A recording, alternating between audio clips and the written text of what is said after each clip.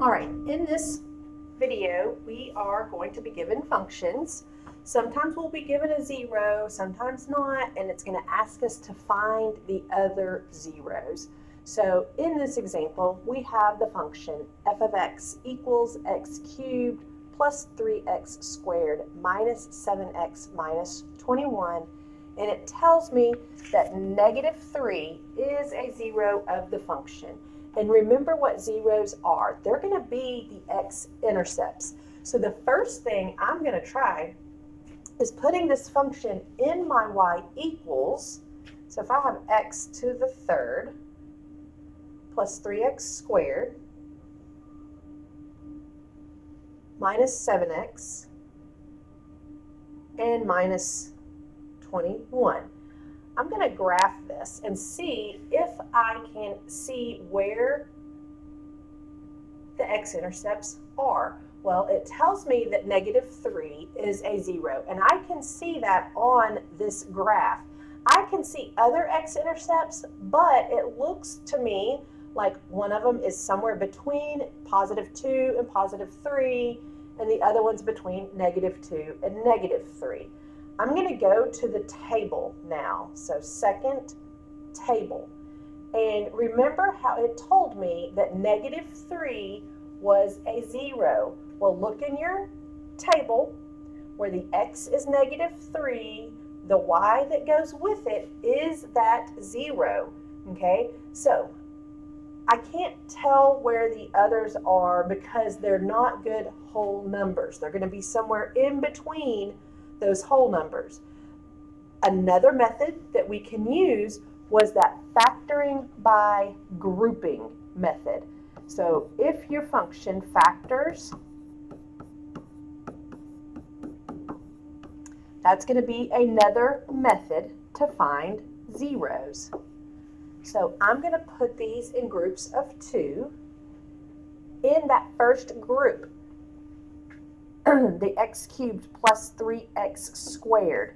They have an x squared in common, so I'm going to take that out. So the way I do that is I divide those both by the x squared that I took out.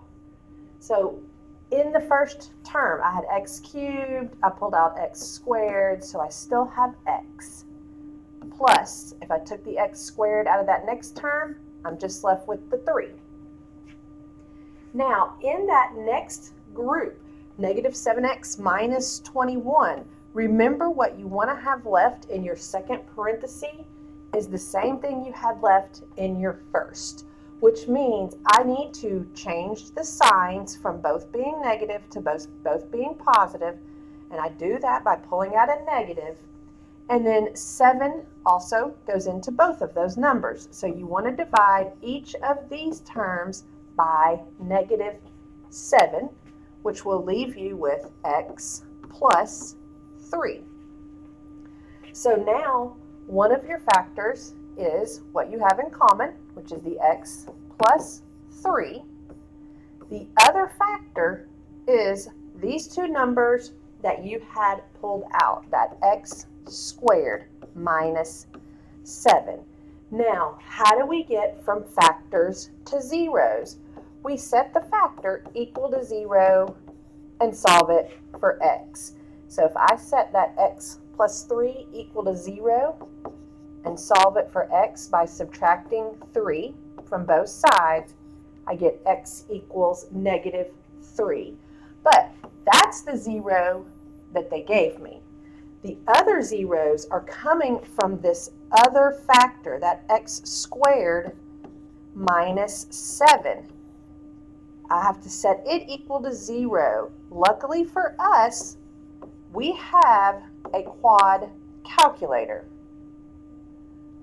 And I will pull that up now. So remember the quadratic formula calculator that will be located in your week 5 folder.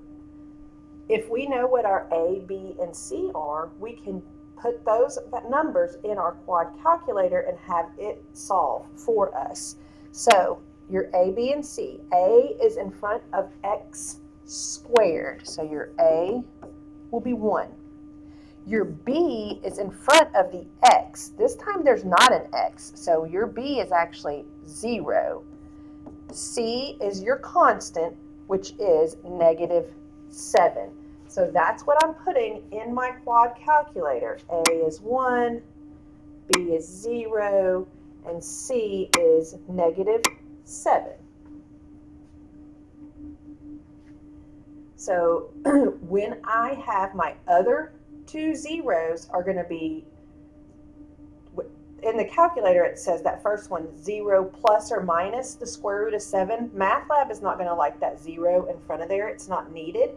So your other two zeros are positive and negative square root of 7. So square root of 7 and negative square root of 7, which, if we go back to the graph,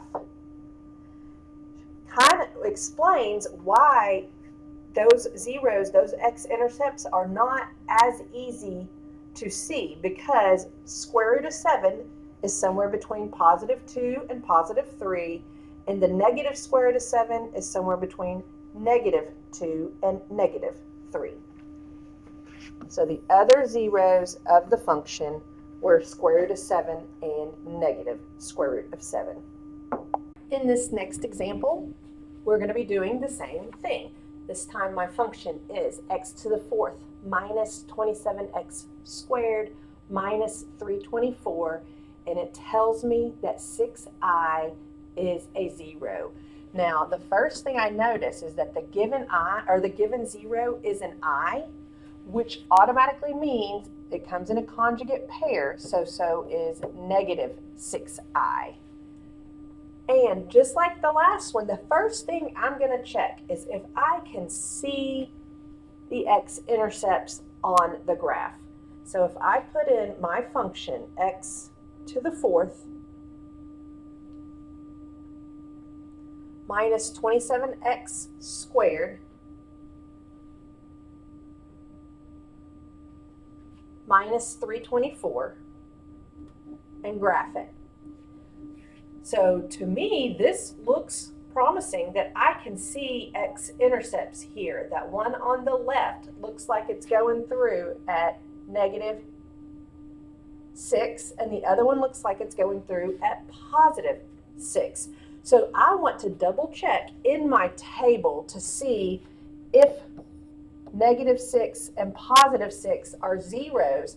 And the way I look at it in my table is if those are x-intercepts, then the y that goes with each of those should be 0. So that's why I just want to double check in my table. Let's look at -6. Look at the y that goes with it. It's a 0, so that tells me that this is a 0 of the function. And then down at +6, it also has a y coordinate of 0, which means those are true zeros. So the other three zeros, the first one was the -6i because it was the conjugate pair of +6i, and then -6 and +6. Right, another example, we're going to find the zeros of this function. It doesn't tell us what any of them are first. So we have x to the 3rd minus 31x plus 30. I'm going to try to put these in my,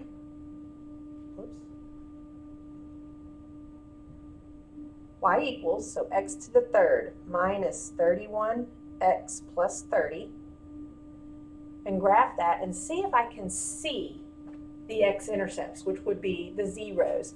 To me, it looks like this one on the left is crossing through at -6. That x-intercept in the middle looks like it's crossing through at +1. And then that one on the right looks like it's crossing through at +5. Okay? Also, another thing that I want to mention is remember that highest exponent is telling you at most how many zeros that you can have. So I can't have more than 3 zeros in this function. Okay? Now I want to double check in my table and make sure that the y coordinates that go with each of those numbers is 0. So I'm going to my table and I want to look at -6 first. So its y-coordinate is 0, so that is a true 0. And then down at +1, also a true 0. And then at +5, also a true 0. So -6, +1, and +5 are the zeros of the function. Now, what it wants on the last part of this, it's going to want you to write the factors or the factorization. So if my zeros are -6, +1, and +5, they came from 3 factors. -6 would have come from x plus 6, +1 would have come from x minus 1, and +5 would have come from x minus 5. So the zeros are -6, 1, and 5, and the factorization is the x plus 6, x plus 1, x minus 1, x minus 5. If I multiplied all 3 of those factors together, this is what it would give me. And this last example, our function is 2x cubed plus 5x squared plus 50x plus 125. I have put this in my y equals in my calculator, and now I'm going to graph it. I do see one x-intercept, but it's in between -2 and -3. So I'm not going to be able to use this graph to find the zeros. Okay, I see 1, I can have, remember, I can have up to 3 because the highest exponent is a 3. So I'm going to use the factoring method. In my first group, I can pull out an x squared.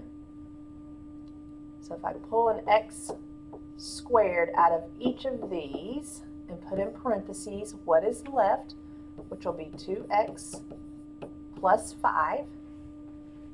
Then in the second group, they have a positive 25 that will go into both of those. So if I'm dividing each of these by 25, I'll have 2x plus 5. So that's one of your factors. What you have in common is 2x plus 5, which leaves me left over with my other factor. Remember where it comes from. What you pulled out, the x squared plus 25. So I can find this one, I can set equal to 0 and solve it for x. So I'm going to subtract the 5. So 2x equals -5, and then divide by 2. So x equals -5 halves. So that's one of the zeros, and that's actually the zero that you see on the graph, because -5 halves is -2 1/2, which is the x-intercept that you see on the graph between -2 and -3. Now, this x squared plus 25, when I set it equal to 0, it is quad, right? Because it's x squared. So I just need to know my a, b, and c. A is in front of x squared, so it's 1. B is in front of x. Since there's not an x, that's 0. And then c is the constant, which is 25. So when I put this in my quad calculator, I'll have a is 1, b is 0, and c is 25. And calculate, you get 5i and -5i as your other zeros. which is why when you're looking in this calculator, that's why you can't see those as x-intercepts, because they're not real numbers. The only one that you can see is the -5/2. So the zeros, the real zero is -5/2. The other zeros are 5i and -5i.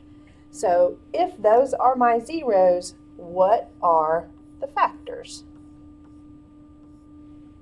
Well, the 5i and -5i are just come from x minus 5i and x plus 5i. And then this first factor comes from this where x equals -5/2. Well, I'm just going to look back at the factor that I got that from. It came from that 2x plus 5. So the zeros, the real zero is -5/2. The other zeros are 5i and -5i. And the factorization is the 2x plus 5 times x minus 5i times x plus 5i.